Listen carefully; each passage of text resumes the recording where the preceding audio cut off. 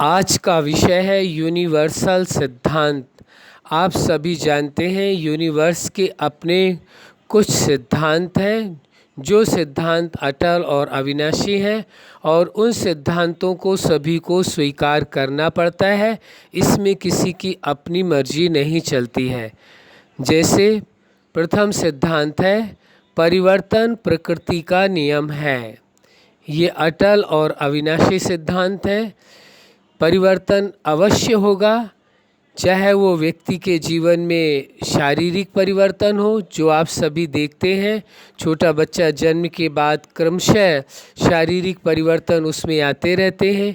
युवावस्था, प्रौढ़ावस्था और वृद्धावस्था को पहुंचता है और अंततः एक समय वो आता है कि जो उसे शरीर को भी छोड़ना पड़ता है। तो ये परिवर्तन का जो सिद्धांत है वो यूनिवर्सल सिद्धांत है, इसे कोई तोड़ नहीं सकता है और सभी के जीवन में लागू होता है।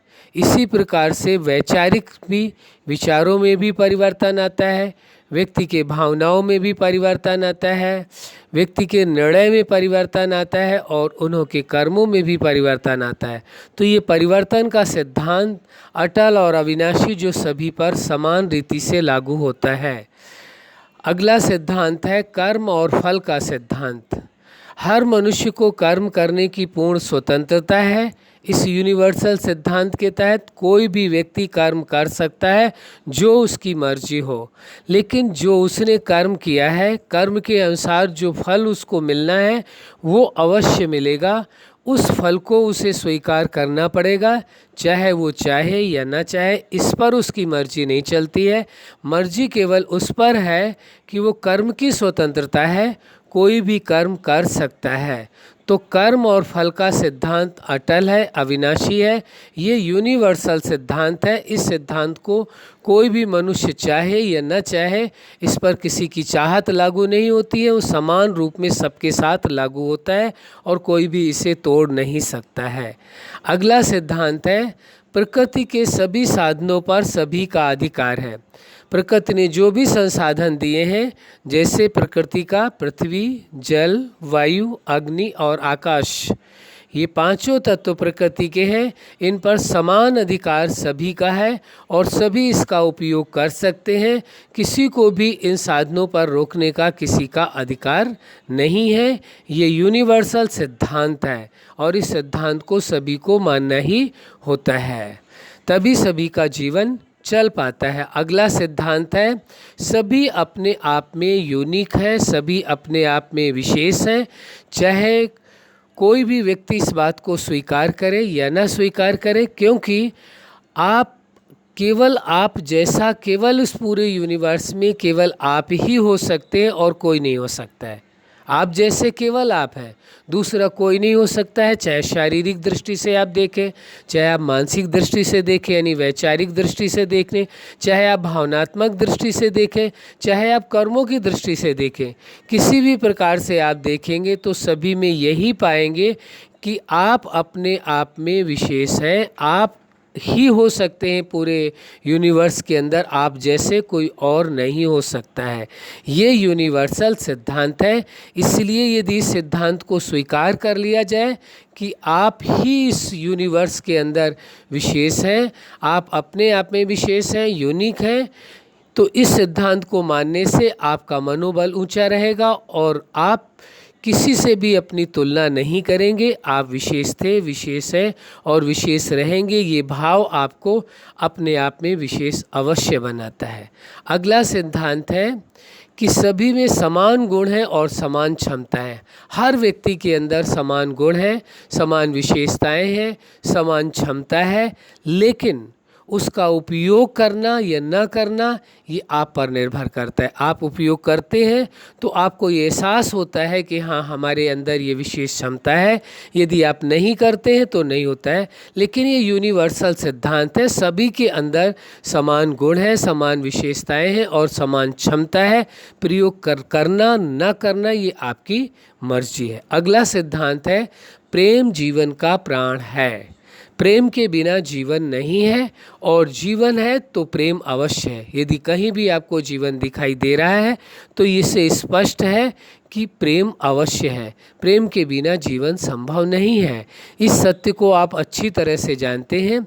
कोई भी व्यक्ति यदि किसी से भी प्रेम नहीं करता है तो वो जीवन जी ही नहीं पाएगा, चाहे वो स्वयं हो, चाहे परिवार हो, चाहे समाज हो, चाहे राष्ट्र हो, चाहे वो जिसे इस सृष्टि का, इस जगत का नियंता मानता है वह हो, किसी से कहीं ना कहीं उसका प्रेम अवश्य होगा। इसीलिए ये सिद्धांत है, प्रेम जीवन का प्राण है, प्रेम के बिना जीवन नहीं है और जीवन है तो प्रेम अवश्य है, ये सबूत है। अगला सिद्धांत है, प्रेम ही संबंध का आधार है। कोई भी संबंध है आपका, उसका आधार प्रेम है। यदि प्रेम को हटा दिया जाए तो देखने में तो वो संबंध रहेगा, जिसे आप वर्चुअल रिलेशन कहते हैं, वास्तव में वो संबंध नहीं होगा। प्रेम के बिना संबंध संभव ही नहीं है, और कोई संबंध है, रियल संबंध है, तो वास्तव में उसके बीच में प्रेम ही कड़ी है जो उस रिश्ते को, उस संबंध को जोड़ करके रखती है। इसलिए प्रेम ही संबंध का आधार माना जाता है। ये यूनिवर्सल सिद्धांत है। इस सिद्धांत को तोड़ देंगे तो संबंध तो रहेगा, लेकिन वास्तव में वो रियल संबंध नहीं होगा। वो एक संबंध बंधन के ही रूप में होगा जो मजबूरी से ही निभाया जा सकता है। अगला सिद्धांत है, सफलता और असफलता का आधार आप स्वयं हैं। किसी और को दोषी नहीं कह सकते हैं। यदि आपको अपने जीवन में सफलता मिली है तो उसके आधार भी आप हैं, और यदि असफलता मिली है जीवन में तो उसके भी आधार आप हैं। इसमें कोई ये नहीं कह सकता है कि सफलता मिली है तो इसमें मेरे कारण मिली है और असफलता मिली है तो कोई और दोषी है। कहने को कह सकते हैं, वो आपकी मर्जी है, लेकिन ये यूनिवर्सल सिद्धांत है, सफलता और असफलता के आधार आप स्वयं हैं। इसके अलावा एक अगला सिद्धांत है, जीवन और मृत्यु का सिद्धांत है। जिसका जन्म है उसकी मृत्यु निश्चित है, वो अटल है, अविनाशी है, उसे कोई रोक नहीं सकता है। यदि जन्म है तो मृत्यु भी निश्चित है, और मृत्यु है तो नया जीवन भी निश्चित है। तो जन्म और मृत्यु का सिद्धांत भी अटल है, अविनाशी है, यूनिवर्सल है। हाँ, ये अच्छी बात है। यदि आप यूनिवर्सल सिद्धांतों को समझते हैं, स्वीकार करते हैं, इनके अनुरूप चलते हैं, तो आपका जीवन सुखद होगा, आनंदपूर्ण होगा और तनाव रहित होगा। हर टेंशन से आप फ्री होंगे, क्योंकि आप जानते हैं ये तो यूनिवर्सल सिद्धांत है, और इन सिद्धांतों को कोई मनुष्य ना आज तक जो इस सृष्टि में जन्मा है न किसी ने तोड़ा है और ना ही कोई तोड़ सकता है। इसलिए ये अवश्य है कि आपको इस सत्य को स्वीकार करके चलने में फ़ायदा ही फ़ायदा है, कोई नुकसान नहीं है। लेकिन यदि आप इन यूनिवर्सल सिद्धांतों को तोड़ते हैं तो इसका जो परिणाम होगा वो सभी को स्वीकार करना होता है। जो इन यूनिवर्सल सिद्धांतों को तोड़ेगा उनके परिणाम को उसे स्वयं ही स्वीकार करना होगा। कोई कहे हम स्वीकार नहीं कर सकते हैं, ये ऐसा हो ही नहीं सकता। इसलिए इस सत्य को स्वीकार करके, यूनिवर्सल के सिद्धांतों को स्वीकार करके आप अपने जीवन को सुखद, आनंदपूर्वक बना सकते हैं। अच्छा, आप अपने जीवन में सफलता के शिखर तक पहुँचें। यूनिवर्सल सिद्धांतों को जानकर अपने जीवन में उसी अनुसार इम्प्लीमेंट करें उन सिद्धांतों को। यही हमारी हार्दिक शुभकामना है। सदा खुश रहें, मुस्कुराते रहें। धन्यवाद।